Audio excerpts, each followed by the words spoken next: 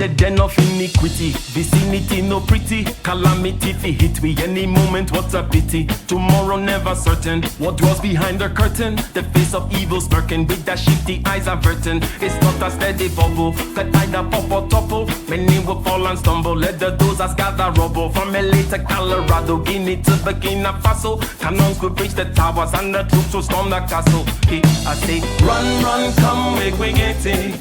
Because the peace that is bestowed upon the meek is overrated. So run, run, come, make we get it. Calling all your daughters and your sons, we come forget it. I say, run, run, come, make we get it. Because the peace that is bestowed upon the meek is overrated. Lord, run, run, come, make we get it. Calling all your daughters and your sons, we come forget it. With the rubble steady rising, and hearts are compromising. Convictions here are stifling, making evil appetizing. The fists are steady forming, and countenance is falling. Defenses are withdrawing, possibilities are falling. In these your circumstances, evil will make advances. Pick up your sword and lances, and be sure to take your stances. Victory is never promised, the battle is upon us. Gather the brave and honest, and the righteous in your corners.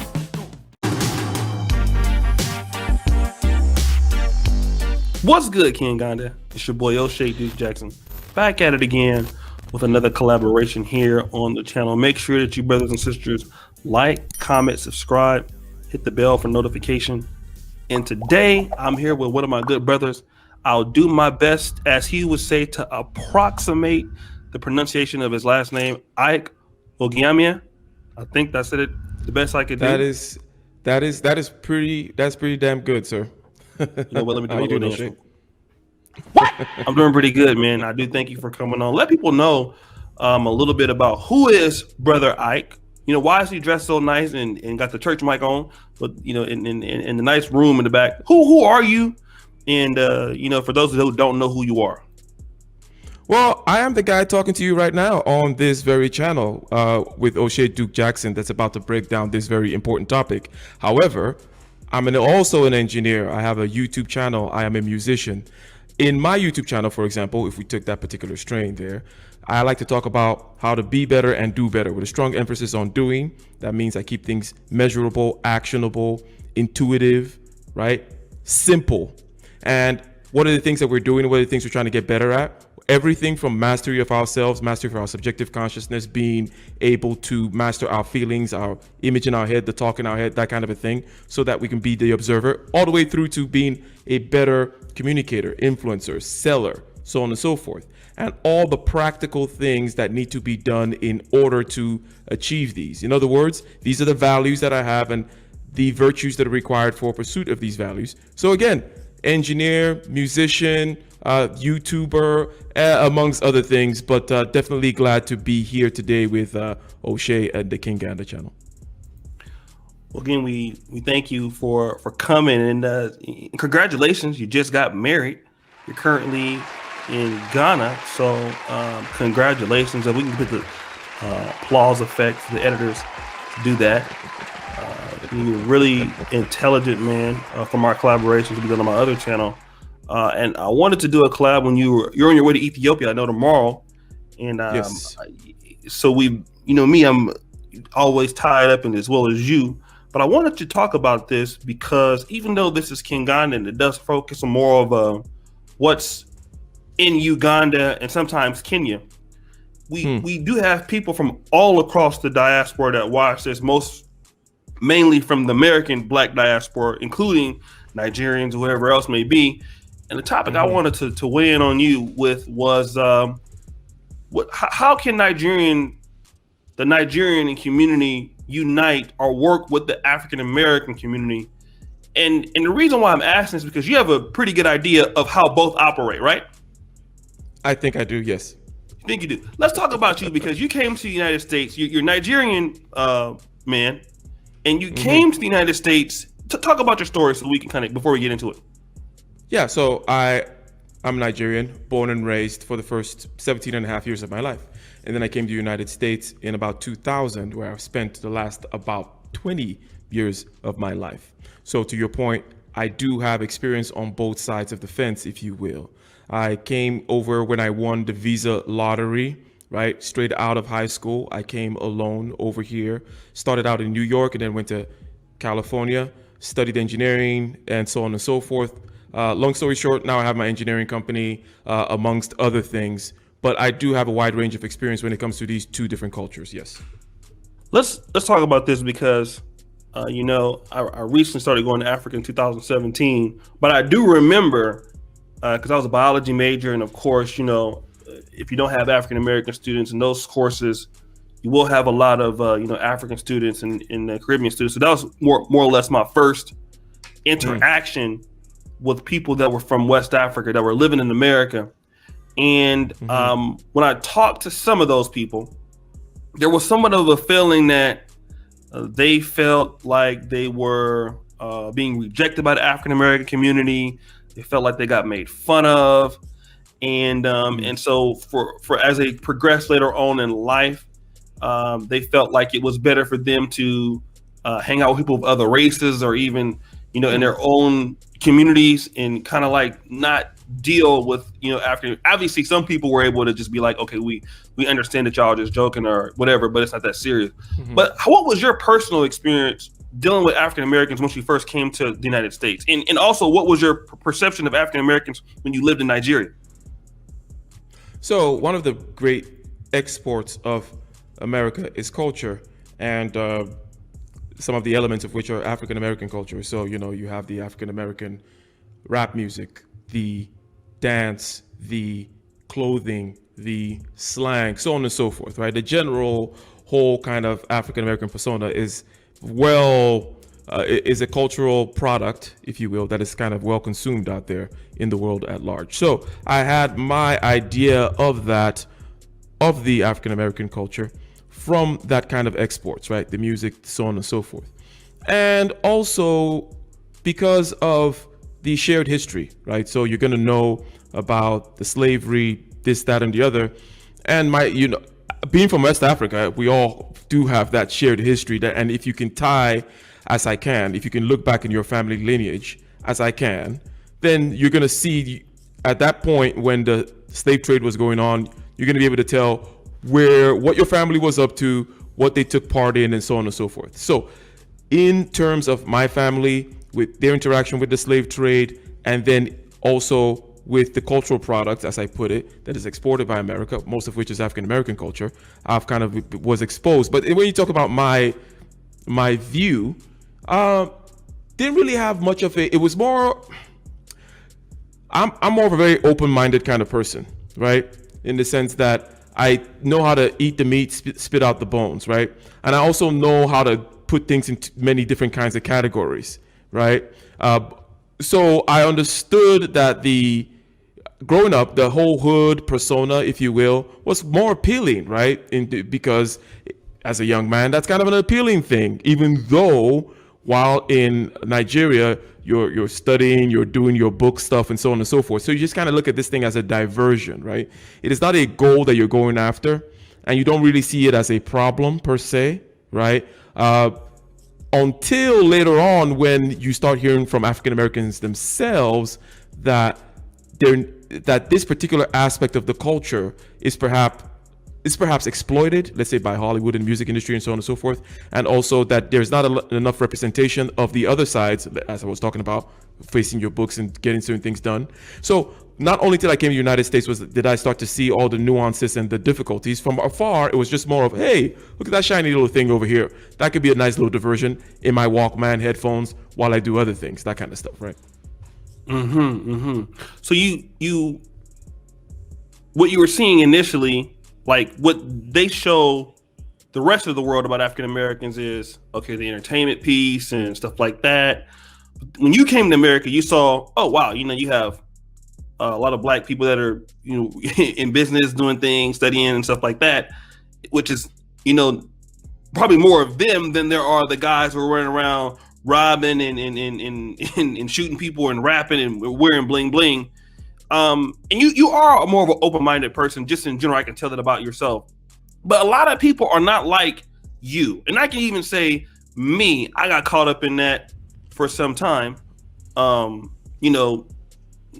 With the going back and forth with the Africans in America, and I got caught up in that for some time. But what keeps some of the Nigerians around the world or diaspora, or even that's in America, what keeps some of the division going between the us and the brothers from Nigeria?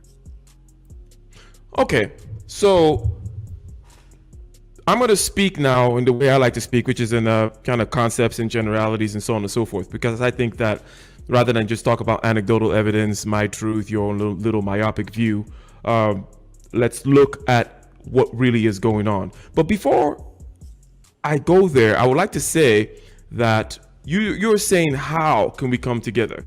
And I think that the why is always an important aspect as to the how. So why do we want to come together, right? Is it just because it's all brotherly love and kumbaya and whatnot? Well, that's usually not a very practical, pragmatic reason to do things. It may be fine for you and your cousins or whatever to come together for Thanksgiving, but why should people come together, generally speaking? I would say in this particular regard, let's keep ourselves within the economic frame. You are already seen as a group. In other words, let's say black peoples of the world, right, are already clumped together by other groups, right? Right. So, exactly. And when you're being competed against, if you will, and none of this has a kind of negative connotation. None of this is I'm a full-blooded capitalistic or competitive type of person. In other words, I have my head right down here in the pragmatic world where it's dog eat dog and stuff happens, and this is not any kind of complaint. What I'm saying is this: you're seen already as a group, okay, and also you're competed by other cohorts of people whom are more unified, if you will, at least within their economic operations, and you're competed against in that particular way. So when you are kind of a ragtag crew of islands and scattered, when you're economically, that is, and you're competing with people who are more unified, that's going to be a problem, right? So why come together? This is the real practical reason beyond the whole kumbaya stuff, which tends not to move people like myself, right? It moves some people, but it actually doesn't get stuff done. And then the people who doesn't move tend to be the people who are getting stuff done anyways. But anyways, let me just say that is the reason why. And then you ask, well, why does that division persist? I think that tribalism is the word, okay? Now, tribalism writ large, tribalism in general is something that we understand. We talk about red versus blue, north versus south within the context of America, for example. And we know that anything can become a tribal issue. You know that you can take, sports teams and so on and so forth, different cities, different street corners, whatever, different gangs, and you can create a tribal issue out of it. But there is a particular strain of tribalism that affects indigenous peoples. And if you think about it for a little bit, it makes sense. Indigenous peoples tend to be very tribalistic because they actually are tribal. Does that kind of make sense to you, what I'm saying there? It's yes. Like, these are actual tribes. Exactly. They're actual tribes. This is how they come about. They move in small groups. Hence, you would have the different Native Americans or the Aborigines, or let's say Africans, and then by extension African Americans, tend to be rather individualistic people. Okay, they tend to see a lot of difference with people that are not very closely genetically tied to them. Okay, so that is one big issue as to why. And then there is the thing whereby there is this immigrant mentality. Well, let's put it this way. Let's put it more general. The contributions of certain people, let's say, for example, the Nigerians, right, are not going to respect the cultural contributions of the African Americans, right? And I'm broad brushing it right now, okay? Okay. And this makes the African Americans kind of feel a certain kind of way. Like, why would you not respect my cultural contributions? Why would you say things like, oh, well, their culture is this or that kind of a thing? This is something that tends to happen. So number one, we're tribal. We don't see ourselves as the same, okay? This, for example, when the African Americans, if you will, went back to Liberia and then they saw the natives over there, the same thing happened, right? Where it's like, these people are not the same as us. Okay, right. So that kind of thing happened. The whole point of me mentioning this is to say that it is a natural outgrowth of tribalistic peoples, rather than just say, oh, it's all hate and the devil, or it's a plot by some sinister cabal of whatever. That's people just that may or may not be true, but what is also true is the fact that indigenous people tend to be tribal, and then hence they don't see each other as the same. And then moving forward to the cultural aspects of things, you would have one person, if let's say they have economic prowess, let's say like the Igbos, for example, they take that economic prowess and they use that as a crutch for their insecurity complex, talking about on the African side now, to say, hey, your culture is not whatever, your contributions are less than my contributions, which is bullshit, right? So I would say that this is the case. Number one, tribalistic peoples, because they're indigenous peoples, that's what we are, and hence we don't see sameness. And then number two, there's superiority and inferiority complexes going on, more psychologically subtle things going on both sides. I could never have answered that like you did. It's an engineering thinking working today. But look, in one of the things I like about you, because in my community, which is the Black manosphere community, it is heavily African American dominated. All the big wigs are African American, and you are a guy that when you look at your last name, you're like, yo, who is this guy? Like, you know what I mean? Like, this definitely ain't he ain't a Jackson, he ain't a Johnson, he ain't a Peters. But one thing I like about you is, despite being very successful, you fit right in where people don't even, people are just looking at you as just a part of the group.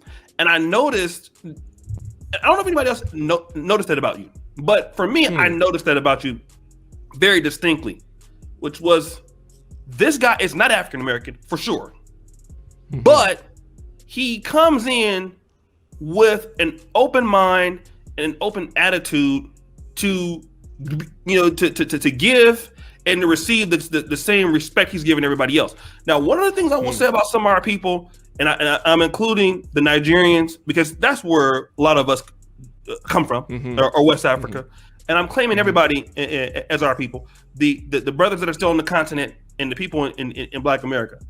We're looking to get respected by other people and complaining about them not respecting us. We have a hard time trying to fit in and try to also respect them. I want you to talk about your success, because obviously you're in business, you have excellent soft skills.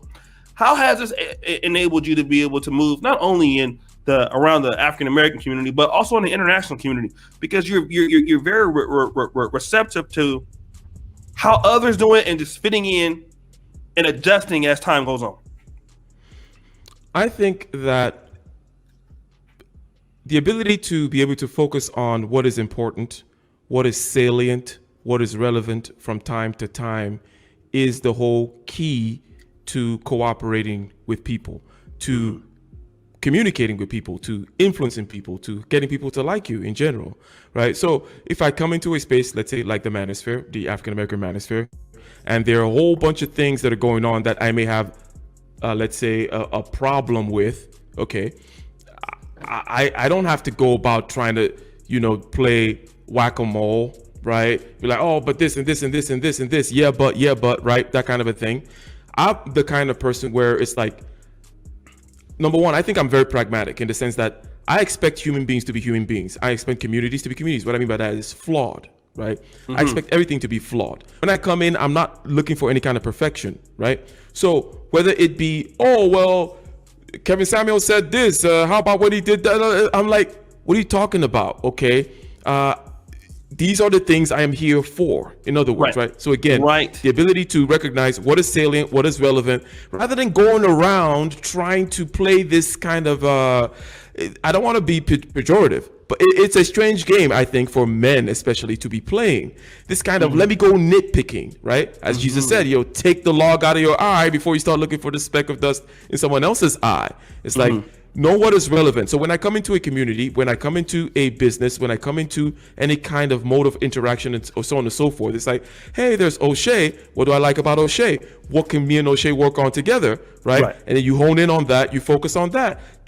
Chances are then O'Shea can influence you and you can influence O'Shea in all these other areas that that you may even have disagreements on. But I always focus on what is relevant, what gear can I push? What are the objectives? What is the goal? That's kind of how I would say. And I don't know if am I answering your question? You're answering it right. I like to actually jump in on that because, for me, coming from certain aspects of the African American community where, just in the Black community, my family had a real, like you said, a pejorative attitude towards, how our people were performing and things like that, and not necessarily focusing. It was always nitpicking the bad parts. But then, we had all of these guys that were doing really great things, and it was never no notification or no notice of those things. And what I like about what you said is, you look for what's salient. A lot of people, I talk about this even on our channel. You're gonna have people. What about this? What about that? I notice people like that are the most unsuccessful. If we really want to be honest, if we want to talk about that and really at the most empirical level, these are the Negroes that are the most unsuccessful. And on this channel, when we talk about bringing Black people together, you nailed it, man. What can we achieve? What can be achieved in our conversation? What can we agree on? Same thing Malcolm X was trying to tell Black people in the 60s. Versus, even with, hiring the Kenganda team that operates and edits the videos, that edit this video. I don't care about, what tribe are you from? Well, you're Buganda. I can't hire you. Can you do the job? Are you good? Are you talented? Do you want to work? Yes. I don't care where you're from. I'm gonna give you the opportunity. And go ahead. And I'm sorry. That's why I, in approaching this whole broadcast, right, I started out by saying, well, why do we want to come together? And I brushed aside and I wasn't anticipating that you were going to go this direction when I did this. I'm just saying it's naturally what I do. I brushed aside let's love each other, like each other, kumbaya, whatever. Like, that's not really the point. The point is why, in a practical, pragmatic, and then I say, let's stay within the economic frame. What is it? Okay, well, you're already seen as a group together. You're competing against other groups that do operate as a unit, generally speaking, in terms of their economic movements. And also, we all know that, when you become a unit, then you can better compete in that regard. And that's why I also then went to say, well, why? What is this thing about us that makes it such that we are not that we're tribalistic, right? So rather than go to the whole blaming, right, of either someone that's tearing you apart or blaming of yourself, right, whipping yourself in the back, just understand it's a natural outgrowth of the kinds of people that you are. You're tribal people. You're indigenous people. This is how it goes. You've never seen yourself as a unit. It's never been the case. So if you understand these kinds of things, and again, to your point, right, these are the ways in which people should move in any kind of sphere at all.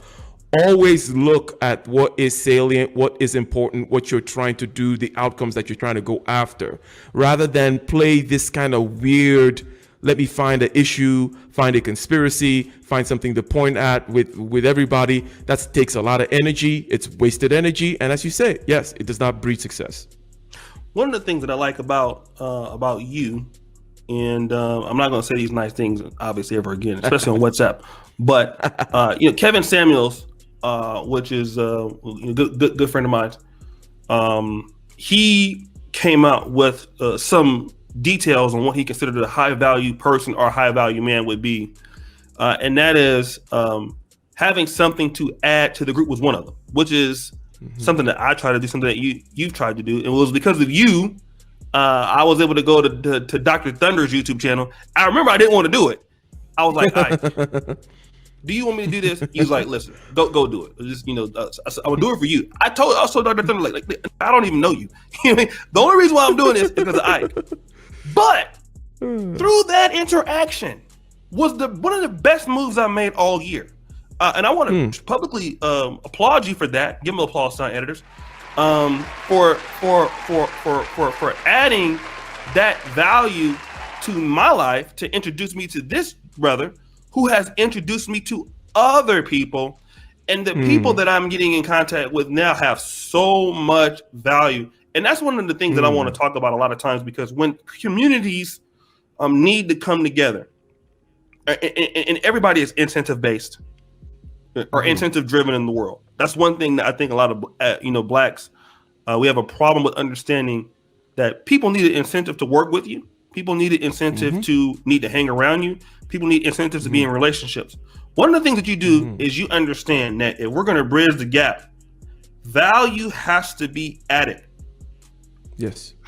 Now, talk about how you do this, because a lot of blacks in on both sides, in Africa, in America, don't understand the value of association, the values of networks, the values of adding things to the table before you ask. And you do that. You call Super Chat Jesus for a reason. So talk about that mindset and why and how you've been able to achieve things like that.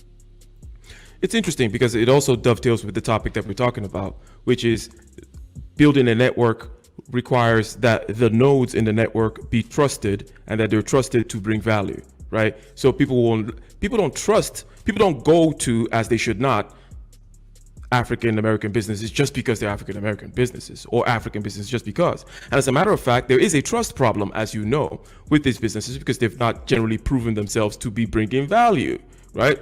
And then the problem is, and I'll talk about your question more specifically, but I just want to touch upon how it relates to the topic at hand. The problem is some people start saying things like the whole we should come together and the should and the should and the should, but you talked about incentives, right? Why should I spend my dollars over there when I'm getting crappy service? Ha ha ha, the whole customer service thing, right? And this is not just African American thing, it's an African thing. I'm in Africa, for example. Oh yes, tell the truth. Time in Africa is just gets wasted. Tell right? the truth. It just gets, and I'm like, oh my God. And you take this particular one, these, and you were just talking as microcosms, as anecdotal individuals going out there experiencing this stuff. You take these things that we experience and then you multiply it across the whole system, and then you're like, wow, this is why there's so much gridlock and stagnation. And this is also why someone like me, for example, I'm not going to call out the businesses that I'm talking about here, but I'm not going to deal with them again. It's like when you're so lackadaisical, is it lackadaisical? Dragging your feet with your time. It's ridiculous. And then maybe in the American side, there's the kind of like the old customer service things. Like, why would I want to deal with you? I need my services on time, of a high quality, guaranteed, so on and on and on. Absolutely. When there's somebody right next door that will do it, why shouldn't you? But anyways, that's how I touched upon the topic, and then we can kind of expand upon that later. But for me, knowing about leverage, knowing about incentives, as you say it, is super key. And I know that I call it the seesaw leverage. That's the basic entry level leverage, right? You can always do something for somebody, right? You can always do something for somebody. And it's a seesaw thing where if you do something for somebody, okay, then now they're elevated. They got that potential energy. If you remember our physics class, they can then do something for you. And why I say it's entry level is you don't have it. This is amongst peers type leverage. Okay. And now there are many kinds of leverage and many places you can go from this, but just anyone listening to this, just understand that you can always do something for somebody, or you can always ask for something from somebody. For example, you're in a conference, right? Or you're in a conference, well, let's just say conference, or you're the new person in the office, you're the new person in the classroom. Look around and ask somebody for a pen. Ask somebody for, in other words, something small that they have that they can give you that now becomes the first step on that seesaw thing, and then you can give them back something. Now there's already two interactions of a positive sort between you guys, and then it just continues. You move to the neighborhood, ask your neighbor for the garden hose. In other words, you already saw the garden hose, they're not using it, it's reasonable to ask for a garden hose, ask for the garden hose. And guess what? People actually feel good. They just picture yourself. O'Shea, I come in and ask you for a garden hose. Don't you feel good giving that to me? You're like, yeah, I'm the big man on the block. I got a garden hose. He doesn't have a garden hose. I'm helping him. You get what I'm saying, right? You're like, I feel useful. I feel good today. I gave somebody something. As they say, it is blessed to give, right? So this kind of what I call seesaw type of leverage thing is very basic. It's simple. It's the entry level. You can do it amongst peers. And again, it also dovetails with the whole thing about bringing value. And that's something that I think that we should perhaps continue to talk about, because it goes to how we can connect. Because the reason I talk about the lack of sameness, right? Because we're tribalistic. Hence, we're not going to see ourselves as the same. Hence, you're going to have that whole crab in the bucket thing. Because if your brother is one of the crabs coming out of the bucket, you're not going to pull him down. Because you know that if he comes out of the bucket, he's going to tip the bucket over, and we're all going to be free, right? You just picture it's your brother, it's your father. You'll be like, yeah, let him out. I know he's going to help us. But when you don't see this person as the same as you, that's when it's going to be a problem, right? It's going to be a problem. So we don't have that sameness, hence we don't have the trust. You see, let's say you're talking about within a particular tribe, or let's say within the Nigerian community. Let's take that big group now. Since one big thing that culture does is a shorthand for trust, and trust is a lubricant for interactions. In other words, right? So it's like, there's an Igbo guy. I know I can trust him for certain things. After a couple of conversations, I can be like, okay, cool. I know how they generally operate. He's from this part of Nigeria, from this family, blah, blah, blah. In other words, there's a lot of shorthand, efficient communication that's going on. The reason why people don't bridge the gap is because I don't know not the language, but I don't know how to play the trust game over on that side, right? How do I know that this business is blah, blah, blah? So I think that to the point of solutions, having vetted nodes, in other words, you're like, let's say Wodemaya, for example. I know that he knows all kinds of people, right? Oh, if Wodemaya recommends, definitely. Wodemaya recommends an accountant to you, you know, okay, this is going to be a legit accountant, right? Oh, yeah. He's been vetted by Wodemaya, right? That kind of thing. So that's that whole shorthand thing. So you don't have to think about, so it's that family thing. And I like to bring it down to the family, the culture, so on and so forth. So you ask your uncle, because he's your uncle and you know your uncle, that, recommend to me a caterer. They recommend a caterer. You don't have to question too much. It makes the transaction efficient. It makes the trust is the lubricant, okay? Culture serves that purpose. Now that we're trying to bridge the gap between these two peoples, there are ways of, just think about simple social network, right? Whereby, let's say like Yelp or something like that, where you have a network that's established. The people whom establish vet these people. In other words, I'm not going to put O'Shea as this business provider unless it's my name on the line. In other words, it's my name on the line. I'm going to say that O'Shea is good for this, this, and this, right? Mm-hmm. And then also the consumers also get to, shall we say, what's the review, right? Mm-hmm. They do the reviews and that kind of a thing. So, and you don't let anyone in. It's not just say, hey, kumbaya, oh, well, black business stuff, like patronize black business, hashtag black business. Like, yeah, come on, right? I need service. I need product. I need good delivery. I need quality. You get what I'm saying? It's not a black thing. So, however, since we know that we want to come together as a group, because we're already seen as a group, and it's best to operate in that fashion, but we also know that a chain, if you will, a network is only as good as its weakest node, right? Then we want to create this network and have vetted nodes in there, so that when I look around and I want to operate, I want to go across, oh, the Igbos are good at this kind of trade. And as African American, I want to do something with these guys, right? So I just go to this network thing, boom, it's there. I know that the people whom have created this site or whatever it may be, have their names on the line, and I can see the reviews. This is a 5-star gentleman when it comes to this kind of business. Boom, I get it done. Hence, you're now doing that kind of lubricant, having that lubricant effect with trust brings to the table, which tends to be a cultural thing. That's how you can create a culture, or a meta culture, if you will.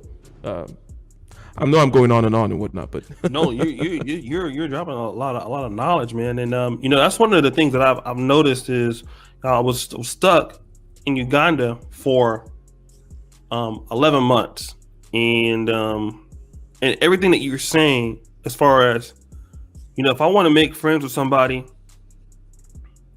how can I do that so they can do the same thing for me? I'll give you an example of a guy that's, in the beginning, I tipped the scale for him, which was Kevin Samuels, and he's tipping the scale for me all the time now, right? And it just come back, and I mean, every month, just responding to his videos, man, I'm able to do, thousands of dollars, and I'm able to, it's a whole economy now on social media, just talking about what Kevin Samuels said. And he's been a great guy, man, allowing us to do that. As he came up, he allowed, like, okay, now it's time to let everybody else, I'm blowing up. It's okay for everybody else to benefit off of what we do. And we thank him for that. Every time you do a Kevin Samuels video, you're going to get at least $300, $400, right? You know that, because it's about tipping the scale. But a lot of times when dealing with our people, that's not, let's say, for example, I can see individual families doing that, but we don't understand a lot of times the concepts of, this person has talent and they can benefit us. And, let me help this guy up and create a partnership. So then we could help each other out and keep that coming and going.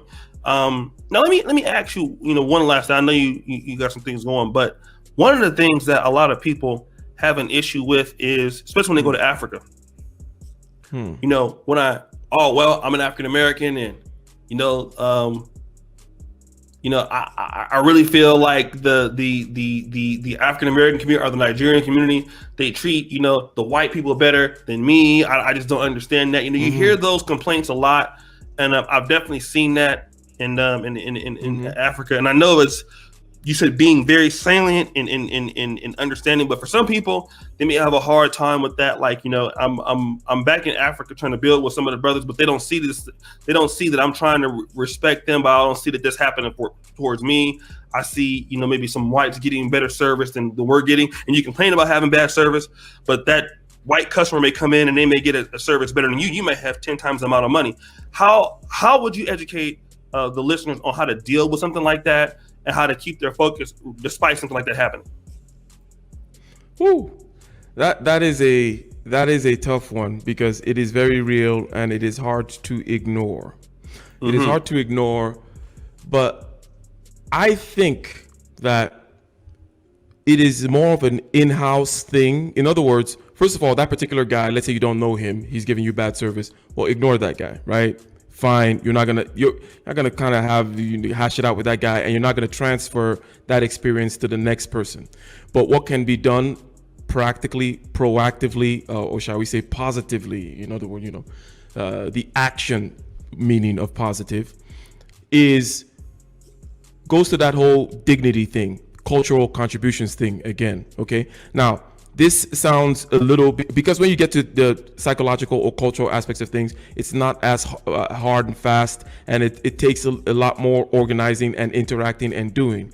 In other words, leave that business that you got treated poorly at, but within the networks of people that let's say within those nodes of people that are good, right? And in those organizations that that, yes, these particular people bring value, you continue to cultivate the cultural exchange. Now, I don't want to just keep it in such a, kind of, airy-fairy kind of thing. What I'm trying to say is the cultural contributions of, let's say, the African Americans need to be respected. And then the, let's say, economic prowess of, let's say, the Igbo tribe needs to be emulated. In other words, the African Americans need to look at that scenario and say, hey, okay, cool.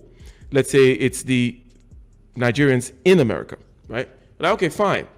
I'm not going to denigrate the immigrant mentality because whatever, they seem to love the white man, right? Fine. But they're taking advantage of opportunities that are here, okay? They're having certain kinds of outcomes. How can I emulate that? Okay, that's on that side.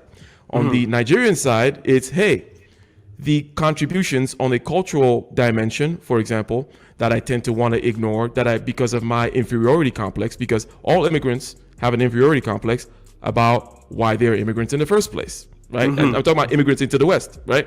So it doesn't even need to be kind of, look, you left a place looking for opportunity. That suggests that there's not opportunity in your place. It could always be thrown in your face any second now. Why don't you go back to Africa and make it better, right? So that thing makes certain kinds of people feel a certain kind of way. I'm saying both sides need to relax, okay? Hey, Mr. Nigeria, chill. Hey, Mr. Immigrant, just relax. Don't get all defensive about that, and then use that defensive mode to kind of say, these people don't have a culture. That's bullshit. You know it. Actually understand and have that cultural exchange. And then on the other side, rather than say, oh, these immigrants are just taking advantage of this and they don't really care about our struggles, they don't come out to the marches with us, they just take advantage of the opportunities that we fought for, so on and so forth. Rather than do that, say, hey, what are they doing? How are they operating? What are these opportunities which are right here in front of me? They're not going into, the opportunities are not from heaven that these immigrants are taking advantage of, right? They're right there in your neighborhoods, right? So that kind of exchange is what I'm saying, right? So yes, you have to ignore in the instance by instance situation where you see someone doing some BS like that. But in places where you actually have interactions with people, this is where you then put away. And that's why I say it's more fuzzy, because it's a psychological thing you need to put away. On the one hand, your inferiority complex about being an immigrant that makes you then carry your big stick and whack everyone in the head with and say, I'm superior, right? And then on the other hand, rather than say, oh, these immigrants are just taking advantage, say, well, what exactly are you taking advantage of? And in this kind of communication, mutual respect, again, and trust will be built, along with the other thing that I mentioned earlier, which is a practical system of vetting high quality nodes in the network so that I can go and patronize black businesses without having to worry about whether on the African side they're going to waste my time, or on the other side I'm going to get bad customer service, or there's going to be some you get the problems. Yeah. No, I mean, man, you we might have to start a podcast one day, man, because you really understand, I mean, like brother Zach McQuaisa, he's another guy that I don't know if you know. Did you ever see the interview I did with him? You know who this is, right? Zach McQuaisa. Yes. Yeah, I did an interview with him on my channel. I don't know if you know that. I've done on Kenganda. Yeah. Okay. Yeah, Kenganda. Very, very intelligent man. He only he was able to really talk about it on the same level as you, which both your engineers, which was interesting, and I really thank you for your contributing this knowledge to the community. And when you point out the fact that you are black in the group, other people look at you as the same as it is, whether you want to believe that you're not. That's how everyone, when you get pulled over by the police, they don't say, Ugandan American pulled over. They're going to say black, African American suspect. They're gonna look at you the same. So, and I'm glad in it, because we're missing so many opportunities. We have so much talent in Black America, so much talent in the Caribbean, so much talent on the African continent, that we are all in these individual spaces. And to say everybody has to work together, but we need to have more traction to create more opportunities for ourselves, because the other groups are going to keep creating opportunities for themselves. And a lot of times that's happening in Black America. It's happening in Ghana. The Chinese are there. And maybe next time around on this channel too, perhaps or wherever, we can talk about this particular thing in a big picture. In other words, we're talking about how to bridge a particular gulf now, the gulf between, let's say, Africans, we're using Nigerians, and the African Americans. But to the whole point of unity and operating as a united front, we need to understand, and again, this is a bias of mine, I'm an engineer, we need to understand that it's not going to come about as from the heart, in other words, right? I know we've been touching upon this, but I need to just kind of say it again. It's not a heart thing. And we're not going to, let's say, beat the Chinese by with a whole bunch of hotep stuff.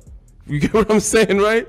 That's not how it actually works. Right. You can't be just a ragtag crew of islands that has a good feel and a good vibe for what the goal is. No, you have to actually have very strong objectives and very strong systems that hold people accountable and that you deploy in a unified way. It's not as crazy. Doesn't mean you don't have to be the Chinese Communist Party to do it, is what I'm saying. It's like you can do that stuff without having this very top-down powerful stuff. But the idea that it's going to come about by just, why don't we just come together? It's like, no, we have to come together as a system of nodes that have value to bring to the table, and that there is a whole art to building that thing. It's not a secret, right? It's not a secret. There is an art to it, and we simply need to follow systematically that thing, because that's the only way in which we can have an effect, the effect that we're trying to have as a diasporan community in the continent, for example. I'll be looking forward to that. Maybe we'll catch up this week. I know you're going to Ethiopia tomorrow. And for those people who've heard you with the great pontification of today, if that's a real word, but talk to people about why they will be interested in subscribing to your channel. Oh, well, again, my channel really is about taking these kinds of things which we mentioned today. Let's say, for example, developing a node, right?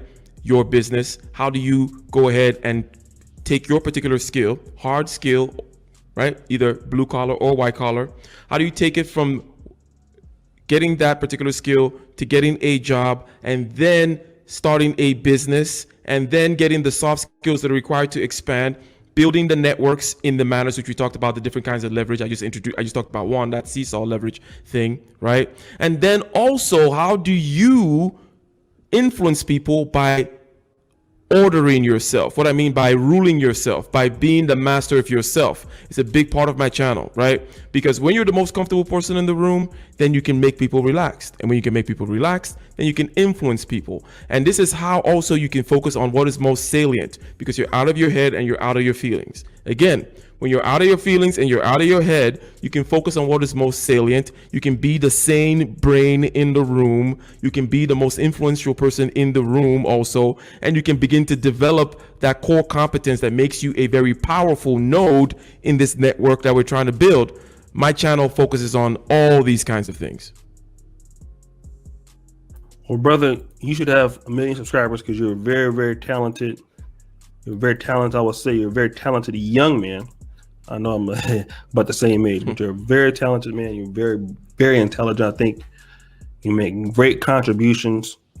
And I'm gonna create a playlist called Tough Black Conversations. I've been meaning to start this playlist up where I want us to have realistic conversations that solve the problems of the Black world. And so your episode number 1, please go and subscribe to Brother Ike. The first coming into the top. Very successful brother and very, very intelligent. A lot of people knew him from the super chats, but his real talent is in the knowledge. He's an excellent thinker. I think that we would do well to be more like him and looking at how to solve our problems in a more pragmatic and, as he would say, dogmatic way. Thank you for coming on. I know that you've been enjoying yourself. So guys, thank you for listening. Kenganda, as you know, keep it real. Kenganda forever. We're out.